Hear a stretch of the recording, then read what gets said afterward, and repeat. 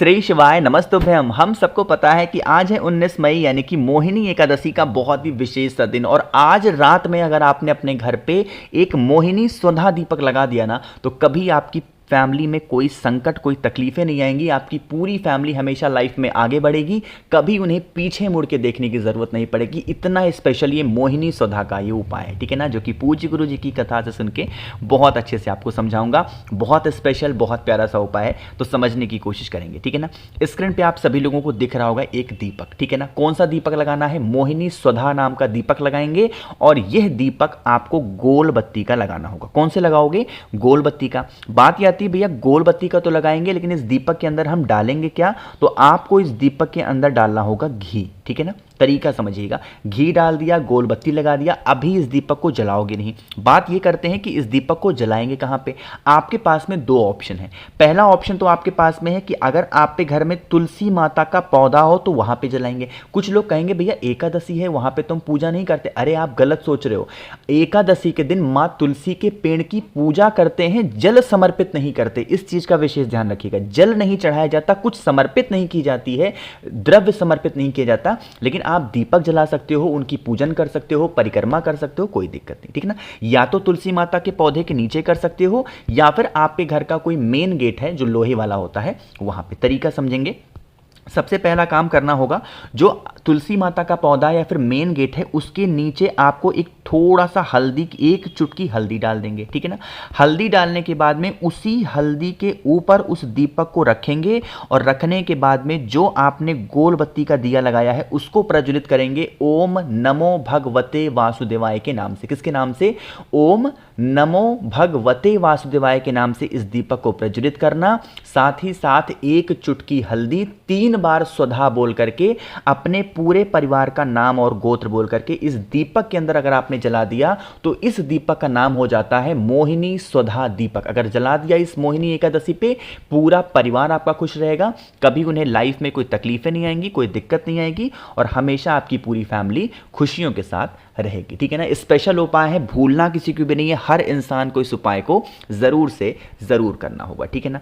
चलो भाई, तो पहले उपाय की तो बात हो गई है, आगे बढ़ते हैं इस मोहिनी एकादशी पे करने वाले हम लोग अपने दूसरे उपाय की तरफ। अब ये उपाय के तरीके क्या है, कैसे करना है, इसको बताने से पहले आपको समझा दूं, इस उपाय को करने से जो फायदा होगा वो आपके घर की जो बीमारियां होंगी वो बीमारी आपके घर की दूर जरूर हो जाएगी, ठीक है ना।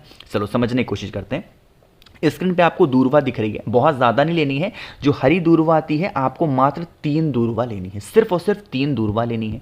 दूर्वा लेने के बाद में एक तांबे का लोटा लेंगे, उस तांबे के लोटे में जल भरेंगे, और जो 3 दूर्वा आपने लिया है उस 3 दूर्वा को आपको यहाँ पे डाल देना, ठीक है ना। और इस कलश को लेंगे, जो इंसान आपके घर में बहुत दिनों से बीमार पड़ा है, बहुत दिनों से परेशान है, उस बीमार इंसान के हाथों से टच कराएंगे।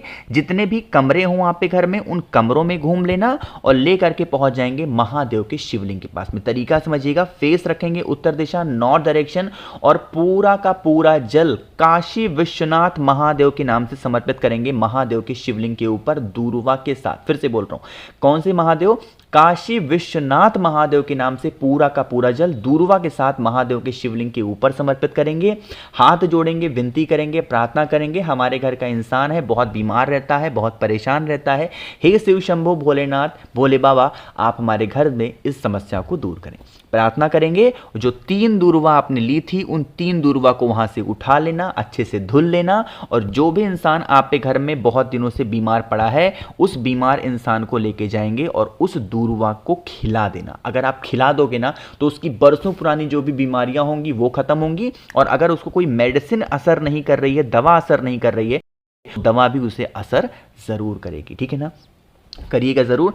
आगे बढ़ते हैं बस वीडियो के हम लोग अपने तीसरे उपाय की तरफ, जो कि आपको आज मोहिनी एकादशी पे जरूर करना होगा, ठीक है ना। लेकिन कैसे करना है, क्या क्या इसके फायदे होंगे? सबसे पहले अपने छोटे भाई का आपको करना होगा चैनल को लाइक, और अगर अभी तक चैनल को सब्सक्राइब नहीं किया तो जल्दी से चैनल को सब्सक्राइब करो, है ना। देखो समझने की कोशिश करते हैं। सबसे पहले स्क्रीन पे आप सभी लोगों को दिख रहा होगा मक्खन। अब बात करते हैं कि इस उपाय को आप करते हो तो बेनिफिट क्या होगा, फायदा क्या होगा। 2 फायदे होंगे। पहला फायदा तो ये होगा कि अगर आपके घर में लड़ाई हो रही है, अब वो लड़ाई हस्बैंड वाइफ में हो सकती है, बच्चों में हो सकती है, या फिर सास ससुर में हो सकती है, देवरानी जेठानी में, जैसा भी लड़ाई झगड़ा आज के टाइम पे घरों में होता, अब तो फैशन सा चल गया है, तो जैसा भी लड़ाई घर में होता होगा, उसके लिए कर सकते हैं, साथ ही साथ आप इस उपाय को बीमार व्यक्ति के लिए भी कर सकते हैं, ठीक है ना, दोनों चीज़ के लिए कर सकते हैं। सबसे पहले तरीका समझें। यहाँ पे आप सभी को दिख रहा होगा मक्खन, तो बहुत ज़्यादा नहीं लेना है, हाँ 1 से 2 चम्मच के आसपास मक्खन लेना, या फिर मार्केट में 10 रुपए की छोटी सी टिक्की मिलती है उसको भी ले सकते हो, है ना। लिया, अब उसको लेकर के पहुंच जाएंगे महादेव के शिवलिंग के पास में। यहां पे हमें महादेव का एक बहुत बहुत ही अलग सा नाम बोलना है। सबसे पहले तरीका समझो, फिर नाम आपको समझाता हूं। आप जब जाओगे तो फेस रखना होगा उत्तर दिशा, नॉर्थ डायरेक्शन, है ना। अब आपको सबसे पहला काम करना है, 2 लोटा जल चढ़ाना है। 1 लोटा जल अपने घर से लेकर के आओगे और 1 लोटा जल मंदिर वाला चढ़ाएंगे, या फिर से घर पे ही कर रहे हो उपाय को तो दोबारा भर के चढ़ाओगे। सबसे पहले पहुंचते ही 1 लोटा शुद्ध जल तांबे के लोटे से श्री शिवाय नमस्तुभ्यम का जप करते हुए समर्पित करेंगे। अपने हाथों से शिवलिंग को अच्छे तरीके से पोंछ देना, जितना अच्छे से पोंछ सकते हो पूरे शिवलिंग को पोंछ देना। पोंछने के बाद में क्या करना है, जो मक्खन आपके पास में है ना, उस मक्खन का लेपन अच्छे तरीके से महादेव की शिवलिंग के ऊपर करना है। कौन से महादेव का नाम लेना है बता रहा हूं।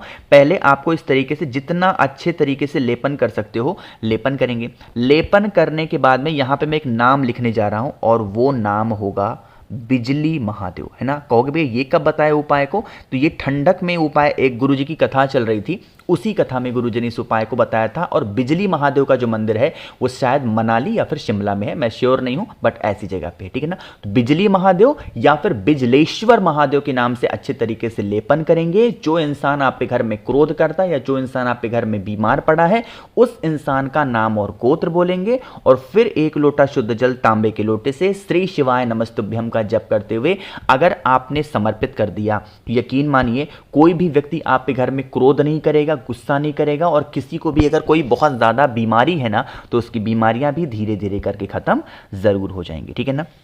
समझने की कोशिश कर देंगे। अब हम लोग इस वीडियो के अपने आखिरी उपाय यानी कि चौथे उपाय की। चौथा उपाय बहुत ही प्यारा सा है, तो पहले सुनने की कोशिश करना कि करना क्या है और सबसे पहले समझ लो कि इसके फायदे क्या हैं। जैसे मान लेते हैं कि आपके घर की ऐसी कोई कंडीशन है जो कष्ट में आप डूबे जा रहे हो। कष्ट का मतलब क्या हुआ, चाहे वो धन को लेके कष्ट हो, चाहे आपकी इच्छा को लेके कष्ट है, चाहे नौकरी को लेके कष्ट है, चाहे व्यापार को लेके कष्ट है, उन कष्टों को खत्म करने के लिए आप इस उपाय को करेंगे, जिसके लिए आपको मात्र 1 बेलपत्र लेना है, इससे ज्यादा मत लेना, ठीक है ना। बेलपत्र को लेने के बाद में आपको लेना होगा इस तरीके से पीला चंदन, बहुत ज्यादा मत लेना कोई मात्रा में, बस 1 चुटकी हमें पीला चंदन लेना है। और उन सभी चीजों को लेके पहुंचेंगे महादेव के शिवलिंग के पास में, साथ ही साथ 1 तांबे के लोटे में जल लेना। अब आपको क्या करना है, जो आपके पास में पीला चंदन है ना, उस पीले चंदन का लेपन पहले माता अशोक सुंदरी के स्थान पे कर दोगे, ठीक है ना, कर दिया अच्छे तरीके से। अब जब यहां पे लेपन करोगे तो जो आपके जीवन के कष्ट होंगे, उन कष्टों का ध्यान करते हुए जो 1 बेलपत्र मैंने आपको दिखाई, उन 1 बेलपत्र को इसी पीले चंदन के ऊपर अपने जीवन के कष्टों का ध्यान करते हुए समर्पित करेंगे और फिर 1 लोटा शुद्ध जल तांबे के लोटे से श्री शिवाय नमस्तुभ्यम का जप करके समर्पित करोगे। जल क्या होगा, इसी चंदन और बेलपत्र से होता हुआ नीचे गिरेगा। इस जल को थोड़ा सा यहां पे रोक लेना और रोकने के बाद में इस जल को लेके पहुंच जाएंगे कहां पे, अपने घर पे, और जितना भी जल रोका है पूरा जल अपने घर के हर एक कमरे में छिड़क देना, छींट देना।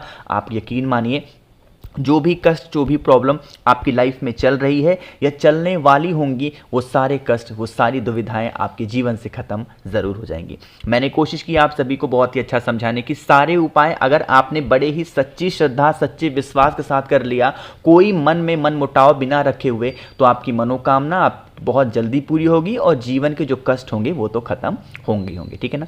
तो वीडियो पसंद आई हो तो लाइक करिएगा। अगर आप लोग में से किसी को भी मुझसे फ़ोन पे बातें करनी है या मैसेज पे बातें करनी है, तो आप हमें इंस्टाग्राम या फेसबुक पे फॉलो कर सकते हैं। उसके लिए आपको सर्च करना होगा द नेचुरल प्लैनेट 108, वहाँ पर हम लोग बहुत सारी बातें करेंगे। बाकी मेरे जितने भी भाई बहन आवाज़ पहली बार सुन रहे हैं, चैनल को ज़रूर सब्सक्राइब करिएगा। श्री शिवाय नमस्तुभ्यम।